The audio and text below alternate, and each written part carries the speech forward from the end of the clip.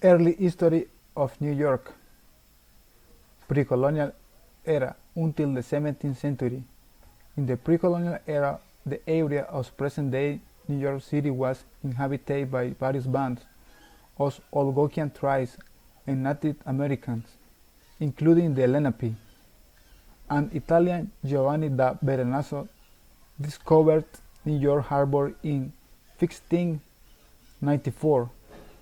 In 1609, an Englishman, Henry Hudson, sailed out the Hudson River. Then, in 1624, the Dutch found the first permanent trading post. In 1626, the first governor, Peter Munit, bought the island of Manhattan from the Native Americans. The Dutch built a little town on the surrender tip of Manhattan Island. It was called New Amsterdam, and it flourished by selling skins. The sellers sold other beaver, mink, and sealskins. However, New Amsterdam was a tiny town with only about 1,500 inhabitants in the mid-17th century. In New Amsterdam, buildings were at first made of wood, but in time houses of stone or brick were erected. In 1653, a wall of wooden stakes was built across Manhattan Island to protect the little town of New Amsterdam. The street next to it was called Wall Street. Meanwhile, in 1647, Peter Stuyvesant, 1592 to 1672, became governor of New Amsterdam. In 1653, Stuyvesant established a municipal government for New Amsterdam, based on that of Dutch cities. However, in 1664, an English fleet arrived. Fearing the English would sack the colony, Stuyvesant surrendered.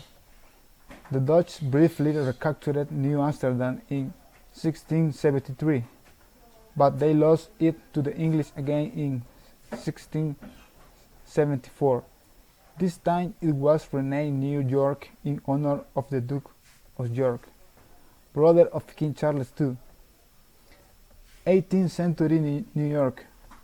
By 1700, New York had a population of almost 5,000, and it continued to grow rapidly.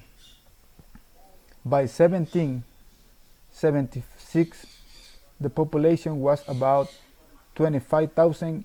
In 1800, New York City had about 60,000 inhabitants.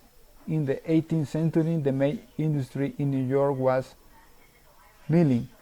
Grain was ground into flour by windmills. Meanwhile, New York merchants also trade with Britain and the West Indies. During the 18th century, amenities in New York improved. The first newspaper, the New York Gazette, began publication in 1725. The first theater in New York opened in 1732. King's College, now Columbia University, was founded in 1764. In 1776, George Washington withdrew from the New York, leaving the British Army to occupy it.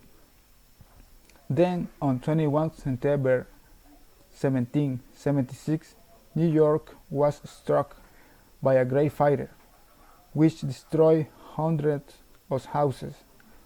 Altogether, about one quarter of the city was destroyed. The British continued to occupy New York until the end of the war. George Washington entered New York on 25 November 1783. On 20 April 1789, Washington took his presidential oath at Federal Hall. The Bank of New York was founded in 1784 until 1792. Trading in stocks and shares took place informally in and around Wall Street.